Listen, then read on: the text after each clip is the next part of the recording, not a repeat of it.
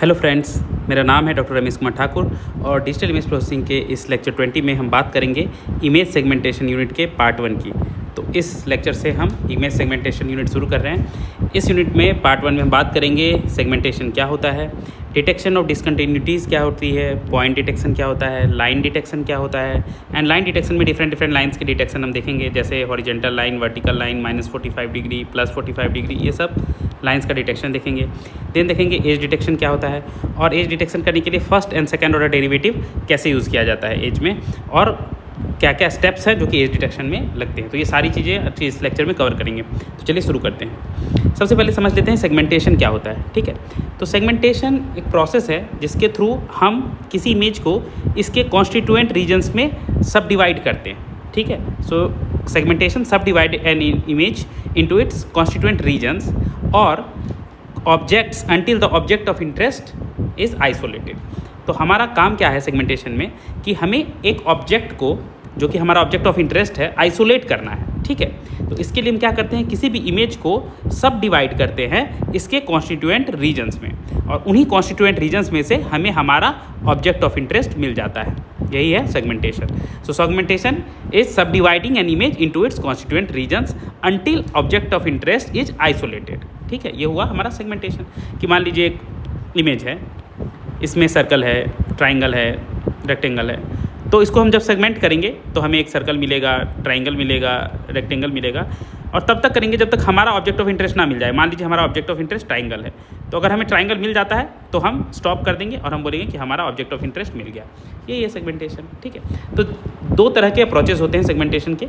एक होता है एज बेस्ड सेगमेंटेशन। इसमें क्या करते हैं कि एक इमेज को उसके एजेस के बेसिस पे सेगमेंट करते हैं। ठीक है, और दूसरा होता है रीजन बेस्ड सेगमेंटेशन।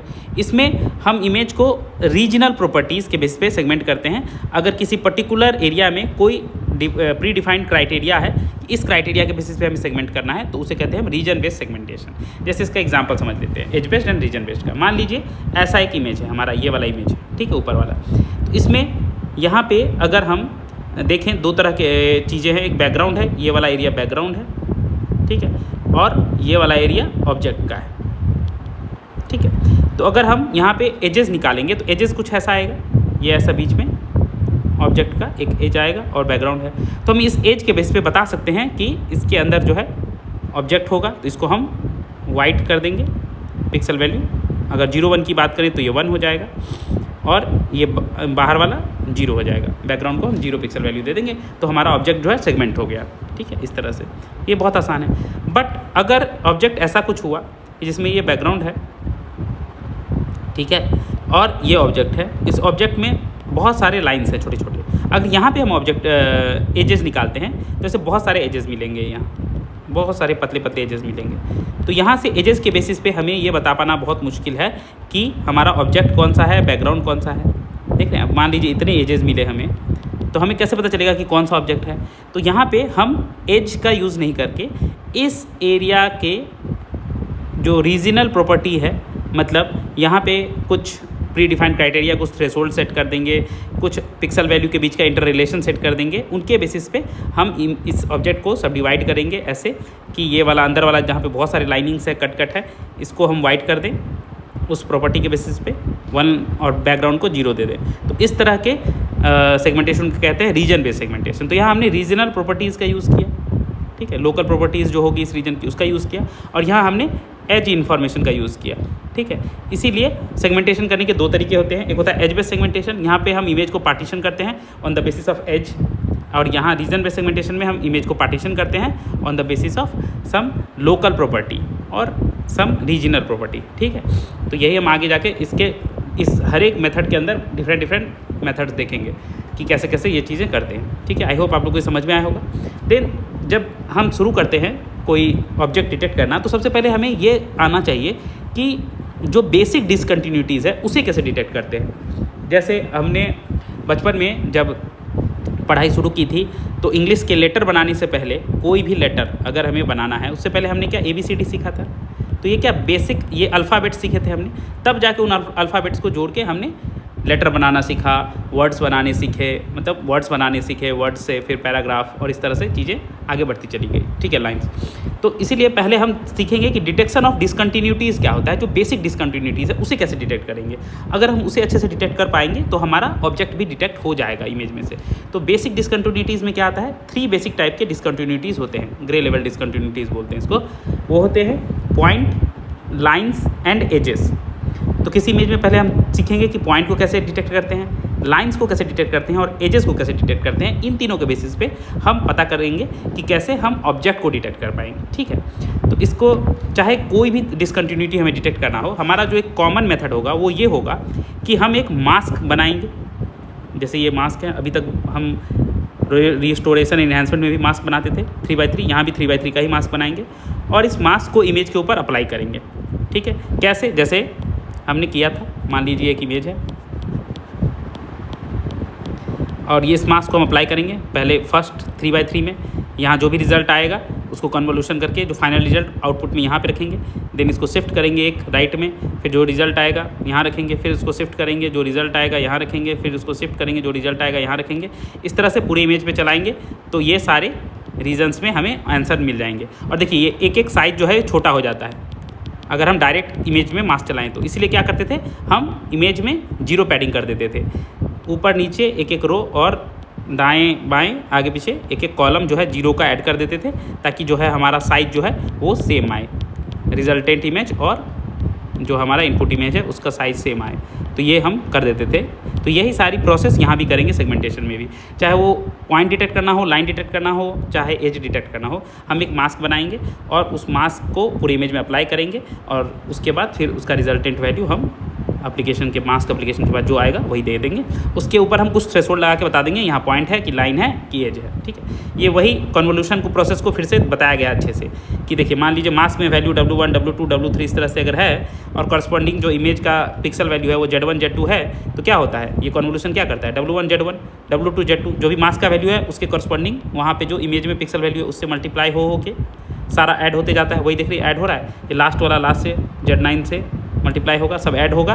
और इसको अगर शॉर्ट में लिखा जाए तो k = 1 to 9 WK ZK, इस तरह से जो भी ये फाइनल वैल्यू आएगा वो सेंटर ऑफ द एरिया जहाँ पे भी मास्क अप्लाई हो रहा है इसके सेंट्रल पोजीशन में रिजल्टेंट इमेज में उसका वैल्यू पुट हो जाएगा। तो यही होता है हमारा प्रोसेस किसी भी डिसकंटिन्यूटीज़ को डिटेक्ट करने का, चाहे वो पॉइंट हो, लाइन हो, एज हो। तो देखिए पॉइंट डिटेक्शन में क्या करेंगे, सबसे पहले पॉइंट डिटेक्शन में ये मास्क यूज़ होता है। देखिए ये मास्क याद आ रहा है कुछ, ये वही मास्क है जो हमने लैप्लासियन में यूज़ किया था। लैप्लासियन में बेसिकली हमने देखा था 4 तरह के मास्क थे, उन चारों में से ये एक था, ठीक है, -1 चारों तरफ और सेंटर में 8, ठीक है। ये एक लैप्लासियन मास्क है जिसको हम पॉइंट डिटेक्शन में यूज़ करते हैं। तो क्या करते हैं, स्टेप्स क्या है, 2 स्टेप्स हैं बहुत बेसिक से। हम ये लैप्लासियन फ़िल्टर जो है या लैप्लासियन मास्क, कहीं फ़िल्टर लिख देता है कहीं मास्क लिख देता है, तो आपको ना कंफ्यूज नहीं होना, दोनों एक ही चीज़ है। तो ये लैप्लासियन फ़िल्टर या मास्क हम इमेज पे अप्लाई करेंगे और हमें एक RXY इमेज मिलेगा। किसी भी इमेज में एक मास्क अप्लाई करने पे एक इमेज मिलता है। नेक्स्ट, अब उस RXY जो रिजल्ट इमेज है उससे हमें सेगमेंटेशन करना होगा पॉइंट को, उसके लिए एक बाइनरी इमेज बनाएंगे। और सेगमेंटेशन में जनरली क्या है, हम बाइनरी इमेज बनाते हैं फाइनल रिजल्ट में क्या है, हमारा जो पॉइंट है उसको हम अलग वैल्यू दे देंगे 0 या 1, और जो दूसरा बाकी पोर्शन है उसको अलग वैल्यू दे देंगे। मान लीजिए जो चीज़ हमको डिटेक्ट करना है उसको हमने 0 दे दिया वैल्यू, तो बाकी सबको 1 दे देंगे, या जो चीज़ डिटेक्ट करना है उसको हमने 1 दे दिया तो बाकी सबको 0 दे देंगे। तो इस तरह से फाइनली एक बाइनरी इमेज बनता है सेगमेंटेशन में, जिसमें ऑब्जेक्ट को एक अलग कलर दे देते हैं, ब्लैक या वाइट, और उसके बाद जो बचता है वाइट या ब्लैक वो बैकग्राउंड को दे देते हैं, ठीक है। तो पहले हमने लैप्लासियन चलाया पूरी इमेज पे, तो उससे हमें एक RXY इमेज मिला। इस RXY के ऊपर हमने बाइनराइजेशन किया, बाइनरी बनाया एक थ्रेशोल्ड लगा के, और हमने बोला जो फाइनल इमेज हमारा GXY है जिसमें हमें पॉइंट डिटेक्ट हो जाएगा वो 1 तब होगा, मतलब वाइट तब होगा अगर वो RXY का जो मॉड है, मॉड मतलब चूँकि ये निगेटिव भी हो सकता है मास्क लगाने के बाद, तो मॉड वैल्यू जो है वो उसकी वो एक थ्रेशोल्ड से ग्रेटर देन और इक्वल्स टू है, वो थ्रेशोल्ड हम खुद से डिसाइड करते हैं। तो उससे अगर किसी थ्रेशोल्ड से ज़्यादा या बराबर है तो हम उस पॉइंट को 1 दे देंगे वैल्यू, अदरवाइज 0, बाकी जो भी पॉइंट है सबको 0 वैल्यू दे देंगे। तो इससे जो भी हमारा पॉइंट है वो पॉइंट वाइट दिखेगा, बाकी सब ब्लैक हो जाएगा, बैकग्राउंड पूरा ब्लैक हो जाएगा, पॉइंट केवल वाइट दिखेगा, ठीक है। और T यही है, T यहाँ पे एक नॉन नेगेटिव थ्रेशोल्ड है। इसका कुछ भी वैल्यू हम दे सकते हैं, 2, 3, 4 अपने हिसाब से, 10, जो भी आपका एप्लीकेशन स्पेसिफिक है उस हिसाब से आप थ्रेशोल्ड सेट कर सकते हैं। तो चलिए इसका एक एग्जांपल देख लेते हैं। यहाँ पे देखिए ये एक इमेज है, ये इमेज जो है ये x ray image of a turbine blade है, ठीक है। टरबाइन ब्लेड का एक्सरे इमेज है। तो उस पर हमने सबसे पहले क्या किया, ये जो फिल्टर था हमारा लैप्लासियन, ये अप्लाई किया, ठीक है। और अप्लाई करना मतलब मास्क से कन्वोल्यूशन करना पूरे इमेज में, एकदम 1 बाय 1 ऐसे ये पूरा लगा होगा, ठीक है। और ये एक एक करके शिफ्ट हुआ होगा पूरा हर जगह, ये ऐसे ऐसे करके ऐसे करके पूरा अप्लाई हुआ होगा फर्स्ट रो में। फिर उसी तरह से एक शिफ्ट करके ऐसे ऐसे करके ये पूरा लगा होगा सेकेंड, फिर थर्ड, फिर इस तरह से करके पूरा इस इमेज पे ये मास्क जो है वो अप्लाई हुआ होगा लाइन बाय लाइन, ठीक है, लास्ट तक। और उससे पहले जीरो पैडिंग करके एक एक्स्ट्रा रो कॉलम ऊपर नीचे बढ़ा लिया गया होगा, आगे पीछे भी बढ़ा लिया गया होगा, ताकि इमेज का साइज जो है हमारा रिजल्टेंट सेम मिले। तो इसको एप्लीकेशन के बाद, ये फिल्टर लगाने के बाद जो हमें RXY इमेज मिलता है, RXY वो वाला ये है, ऐसा हमें इमेज मिला, ठीक है। अब इसमें देखिए बहुत सारे पॉइंट नज़र आ रहे हैं, हमें तो एक सबसे स्ट्रॉन्ग वाला पॉइंट चाहिए, ठीक है। तो उसके लिए यहाँ पे हम एक थ्रेशोल्डिंग लगाएंगे, कोई थ्रेशोल्ड वैल्यू सेट करेंगे और उस थ्रेशोल्ड के बेसिस पे हम कंपेयर करेंगे हर एक पिक्सल वैल्यू को, कि अगर वो थ्रेशोल्ड से ज़्यादा है तो वहाँ पे 1 रख देंगे, अदरवाइज 0 कर देंगे। तो जब हम यहाँ पे वो चीज़ थ्रेशोल्डिंग करेंगे तो पता चलेगा कि सारे पॉइंट्स 0 हो गए, सारा ब्लैक हो गया ना। ब्लैक मीन्स व्हाट, अगर बाइनरी इमेज है तो ब्लैक मीन्स 0, और जो हमारा एक पॉइंट है यहाँ पे देखिए, यहाँ पे एक पॉइंट है, ये 1 हो गया, तो ये वाइट, तो जो हमारा पॉइंट है वो वाइट एक निकल के आया, बाकी सब ब्लैक हो गया। तो इसी तरह से ये थ्रेशोल्डिंग हो गया और हमारा पॉइंट जो है डिटेक्ट हो गया। तो इसी तरह से जितना भी पॉइंट डिटेक्शन होता है ऐसे ही होता है। सबसे पहले हम उस इमेज पे ये वाला फिल्टर जो है लैप्लासियन वाला, ये अप्लाई करते हैं। इसमें सारा चारों तरफ -1 रहता है और बीच में +8 रहता है। इसको अप्लाई करने के बाद जो भी इमेज मिलता है उसको हम थ्रेशोल्डिंग करते हैं इसके ऊपर, इसके मॉड वैल्यू को देखते हुए, इसके मैग्नीट्यूड को देखते हुए। अगर ये greater than equal to some threshold है तो वहाँ पे हम 1 रख देते हैं, अदरवाइज 0 रख देते हैं, ठीक है।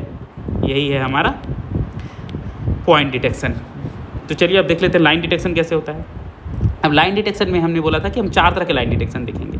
तो हर एक तरह के लाइन डिटेक्शन के लिए स्पेशल मास्क होगा, ठीक है। जैसे पॉइंट डिटेक्शन के लिए मास्क था ना, उस तरह लाइन डिटेक्शन के लिए मास्क होता है। और ये मास्क रखना, याद रखना काफ़ी आसान होता है, क्योंकि देखिए जैसा हमें लाइन डिटेक्ट करना होता है उसी तरह का सेंट्रल एलिमेंट उस मास्क में होता है। जैसे ये हमें हॉरिजॉन्टल लाइन अगर डिटेक्ट करना है तो ये हॉरिजॉन्टल जो मिडिल में सेंटर में वैल्यू है सब 2 2 2 2 हो जाएगा, 2 2 2, और बाकी सारी वैल्यूज़ -1 हो जाएगी ऊपर नीचे, ठीक है। ये सब ऊपर नीचे -1 हो जाएगी, बाकी सेंटर वाला 2 हो जाएगा। तो ये लग रहा है ना कि बीच से एक लाइन पास हो रहा है, ठीक है। ये सब -1 ऊपर नीचे मतलब कम वैल्यू है, बीच वाले को डबल वैल्यू दी गई है। सिमिलरली अगर +45 लाइन कैसा होता है, ऐसा होता है, ऐसा होता है +45। तो देखिए जो डायरेक्शन में हमारा लाइन है उस डायरेक्शन में हम 2 2 2 वैल्यू रख देंगे और बाकी सब -1 कर देंगे। तो जो +45 वाला पॉइंट्स रहेगा उसको ज़्यादा वैल्यू मिलेगा, ऐसा एक लाइन हमारा डिटेक्ट होकर आ जाएगा। देन वर्टिकल कैसा होता है, लाइन ऐसा होता है। तो उसके लिए क्या है, वर्टिकल पोजीशन जहाँ पे लाइन क्रॉस करेगी उसके सेंटर में हम सब में 2 2 2 कर देंगे, बाकी सब -1 कर देंगे। तो हमारा वर्टिकल लाइन जो है इससे डिटेक्ट हो जाएगा इस मास्क से। सिमिलरली -45 डिग्री क्या होता है, ये वाला। तो इसमें जिस डायरेक्शन में लाइन आएगी उसमें 2 2 2, बाकी सब -1। तो ये ट्रिक हमें हमेशा याद रखना है कि इस ट्रिक से हम लाइन डिटेक्ट कर सकते हैं आसानी से, ठीक है। तो ये सारे मास्क हम अप्लाई करके कोई भी लाइन डिटेक्ट कर सकते हैं। एक होता है कि अगर किसी इमेज में हर एक तरह का लाइन एक साथ डिटेक्ट करना हो तो क्या करेंगे, एवरी मास्क जो है, हम जितने भी मास्क अभी ये चारों देखें सब अप्लाई कर देंगे और हर एक पॉइंट पे चेक करेंगे कि किस मास्क का रिस्पॉन्स सबसे ज़्यादा है। सबसे कोई ना कोई रिजल्ट आएगा ना, सबके रिजल्ट को कंपेयर करेंगे हर एक पॉइंट पे, और जिस पॉइंट पे जिस मास्क का रिजल्ट सबसे ज़्यादा है हम बोलेंगे वो पॉइंट जो है वो पॉइंट उस पर्टिकुलर लाइन को बिलोंग करता है, जिसका मैग्नीट्यूड जो है सबसे ज़्यादा रहेगा उस जगह पे, ठीक है, ओके। और एक दूसरा तरीका है कि अगर मान लीजिए हमें स्पेसिफिक रहेगा कि हमें -45 डिग्री लाइन ही निकालनी है, तो हम इमेज में ये वाला मास्क अप्लाई करेंगे, उसके बाद फिर एक थ्रेशोल्ड लगा देंगे, बाइंडाइजेशन कर देंगे जैसे पॉइंट में किए थे, और बता देंगे कि ये -45 डिग्री लाइन है। तो चलिए उसका एक एग्जाम्पल देख लेते हैं। देखिए ये एक इमेज है, इस पर हमें -45 डिग्री लाइन जो है डिटेक्ट करनी है इस इमेज में। तो हमने क्या किया, इस इमेज पे पहले मास्क लगा दिया -45 डिग्री का। तो -45 डिग्री का क्या, अगर याद आपको नहीं रहता है तो सोच लीजिए -45 डिग्री लाइन क्या होगा, ऐसे इस तरह से। तो जहाँ जहाँ हमने पॉइंट मारा है सबको 2 कर दीजिए, ठीक है, और बाकी सबको -1 कर दीजिए। तो इस मास्क से हम अप्लाई कर देंगे यहाँ पे, तो उससे हमारा रिजल्टेंट इमेज जो है ये वाला आएगा, ये इमेज। और ये रिजल्टेंट इमेज क्या होता है, RXY। अब इसके ऊपर हम क्या करेंगे, बाइंडाइजेशन बाइनरी बनाएंगे with the help of thresholding की मदद से। एक थ्रेशोल्ड वैल्यू रखेंगे और चेक करेंगे कि जो भी RXY का वैल्यू है, मान लीजिए किसी पर्टिकुलर थ्रेशोल्ड से ज़्यादा बराबर है तो वहाँ 1 रखेंगे, अदरवाइज 0 रखेंगे, ठीक है। ये काम अगर हम कर देंगे तो हमें फाइनली ऐसा एक इमेज मिलेगा लास्ट में। तो देखिए जो लाइन्स -45 डिग्री के करीब है उस डायरेक्शन में वो थोड़े से निकल के आए, बाकी सब जो है डिलीट हो गए। ये सब डिलीट हो गए बाकी, क्योंकि थ्रेशोल्डिंग लगाने के बाद जो दूसरे डायरेक्शन के लाइन्स थे वो सब के सब यहाँ पे नहीं आए, ये सब 0 हो गए बाकी, और जहाँ जहाँ लाइन्स है वो सब पॉइंट्स 1 1 1 में आ गए। तो इसी तरह से कोई भी लाइन डिटेक्ट हो जाती है, ठीक है। अब यहीं पे अगर बोलता है वर्टिकल लाइन, तो क्या है, हम अलग मास्क यूज़ करते हैं वर्टिकल के लिए। वर्टिकल लाइन डिटेक्ट करने के लिए हम क्या करते हैं, ये वाला मास्क लगाते, वर्टिकल में 2 और बाकी सबको -1 कर देते, और उसके बाद जो भी हमारा रिजल्ट आता वो RXY होता, और फिर RXY के ऊपर ये थ्रेशोल्डिंग लगाते या बाइनराइजेशन करते, जो भी बोलिए, और उसके बेसिस पे हमें सारे वर्टिकल लाइन मिलते। तो इस तरह से हम चाहे जो भी लाइन डिटेक्ट करना चाहे हम उस तरह का मास्क लगाएंगे, उससे हमें एक RXY रिजल्टेंट इमेज मिलेगा इस तरह का, और उसके ऊपर थ्रेशोल्डिंग लगाएंगे ये रूल अप्ला के, और इसके बाद जो हमें फाइनली एक रिजल्टेंट इमेज मिलेगा GXY, वो हमारा लाइन डिटेक्टेड इमेज होगा, ठीक है। ओके, अब इस पर एक न्यूमेरिकल देख लेते हैं, थोड़ा और क्लियर हो जाएगा। अब बोल रहा है apply point detection and vertical line detection on the given image so the result. देखिए कैसे होगा। पहले हमने क्या बोला था कि अगर हमें कोई भी काम करना हो और रिजल्टेंट इमेज का साइज इनपुट इमेज के बराबर रहे तो हमें क्या करना होगा, हमें पहले एक 0 पैडिंग करनी होगी। तो हमें 0 पैडिंग कर देते हैं, इसके ऊपर नीचे और आगे पीछे 0 0 लगा देते हैं। तो ये इमेज हमारा कैसा हो जाएगा, देखिए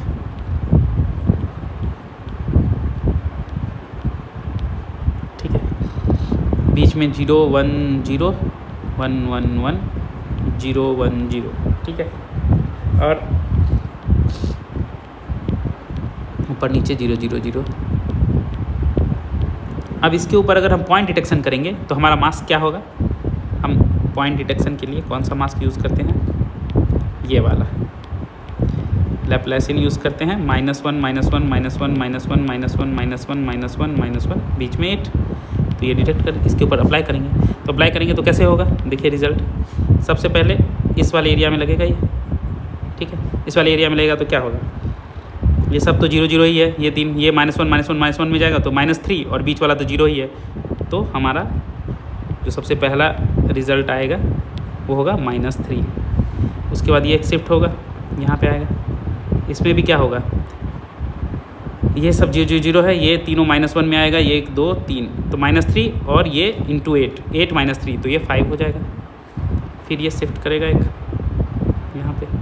यहाँ पे सब 0 0 3 जो है ये 3 आएगा माइनस में, तो ये -3 यहाँ पे -3। अब फिर ये एक रो नीचे शिफ्ट हो जाएगा। अब यहाँ पे 1 2 3 3 माइनस में और 8 प्लस में, 8 × 1 तो 8 -3, तो यहाँ पे 5।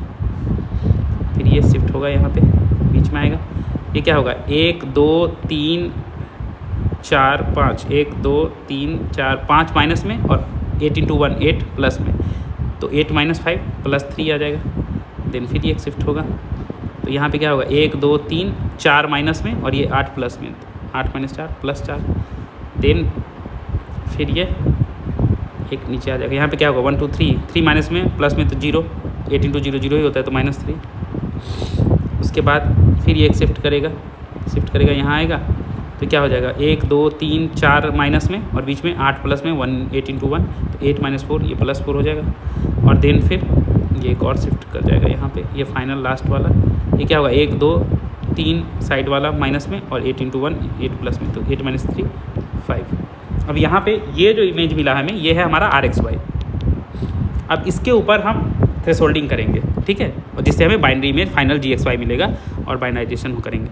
तो थ्रेशोल्डिंग कैसे करते हैं, हम एक थ्रेशोल्ड वैल्यू चुन लेते हैं। मान लीजिए हमने थ्रेशोल्ड वैल्यू चुन लिया T = 4, ठीक है, हमने अपने चुन लिया, हम 4 5 ऐसे चुनेंगे ताकि कुछ चीज़ें हमें सेग्रीगेट हो जाए। तो यहाँ पे अब रूल क्या होगा, GXY हमारा हो जाएगा GXY = 1 अगर हमारा मैग्नीट्यूड ऑफ R जो है > 4 हो या 0 हो जाएगा अदरवाइज।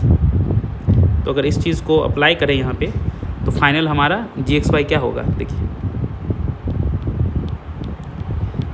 यहाँ -3 का मैग्नीट्यूड 3, वो तो 4 से बड़ा नहीं है, मतलब छोटा है तो 0। 5 का मैग्नीट्यूड 4 से बड़ा है, 5 > 4 तो यहाँ 1। फिर -3 छोटा, इसका मैग्नीट्यूड लेंगे तो 3 3 > 4 तो यहाँ 0। 5 बड़ा है तो ये 1। 3 छोटा है मैग्नीट्यूड तो 0। 4 बराबर है, बड़ा या बराबर दोनों में 1 लेते हैं तो यहाँ 1। फिर -3, इसका मैग्नीट्यूड 3 होगा, 3 छोटा है 4 से तो यहाँ 0, 4 बराबर है तो यहाँ बराबर के लिए 1, और 5 तो बड़ा है ही तो यहाँ 1। तो इस तरह से हमारा फाइनल रिजल्ट आएगा पॉइंट डिटेक्शन का। ठीक है, अगर यही थ्रेशोल्ड हम 5 लेते तो केवल ये 1, 2, 3 पॉइंट जो है हमारे वो 1 आते, बाकी सब 0 आते। तो इस तरह से जैसा आप थ्रेशोल्ड चुनिएगा उस हिसाब से हमारा फाइनल रिजल्ट आएगा। अब बोल रहा है यहाँ पे अगर वर्टिकल लाइन डिटेक्शन लगाते तो क्या होता, तो देखिए वर्टिकल लाइन डिटेक्शन का पहले हम बना लेते हैं वर्टिकल लाइन का मास्क। वर्टिकल लाइन का मास्क क्या होता है, 2 2 2 -1 -1 -1 -1 -1 -1। ठीक है, इसको अगर अप्लाई करेंगे तो हमारा रिजल्ट जो है वो कैसा आएगा। सबसे पहले फर्स्ट पोजीशन पे तो बीच में 2 2 2, यहाँ पे अभी हम मास्क अप्लाई कर रहे हैं तो ये रिज़ल्ट आएगा, ये इस वाले में 2 और ये 2 -1, तो 2 और -2 ये 0 पहला का। जब दूसरे पोजीशन पे शिफ्ट होगा यहाँ पे तो यहाँ पे 2 दूना 4 प्लस में और बाकी 2 माइनस में, तो 4 - 2 +2। फिर उसके बाद जब तीसरे पोजीशन पे आएगा तो 2 प्लस में और 2 माइनस में, ठीक है, बस ये वाला प्लस में जाएगा तो ये 0 हो जाएगा, 2 - 2 0। फिर नीचे आएगा तो इस केस में 2 प्लस में और 3 माइनस में तो -1 आ जाएगा, 2 - 3। फिर एक शिफ्ट होगा राइट में तो क्या हो जाएगा, 2 2 2 6 प्लस में और 1 2 3 माइनस में तो +3 हो जाएगा। ठीक है, ओके। देन फिर एक शिफ्ट होगा यहाँ पे तो 2 2 4 प्लस में और 3 माइनस में, 4 - 3 +1 हो जाएगा। देन फिर ये सबसे लास्ट में नीचे आ जाएगा 2 प्लस में और 2 माइनस में तो 0 हो जाएगा। फिर ये एक शिफ्ट करेगा यहाँ पे तो क्या हो जाएगा, 2 2 4 प्लस में और ये टोटल 1 2 3 माइनस में +1 हो जाएगा। और फिर ये एक शिफ्ट करेगा तो क्या हो जाएगा, 2 2 4 प्लस में और 2 माइनस में तो 4 - 2 2 हो जाएगा। ठीक है, तो इस तरह से हमारा फाइनल ये मिला RXY। ये अभी फाइनल रिजल्ट नहीं है, अब इसके ऊपर हमें थ्रेशोल्डिंग करनी होगी।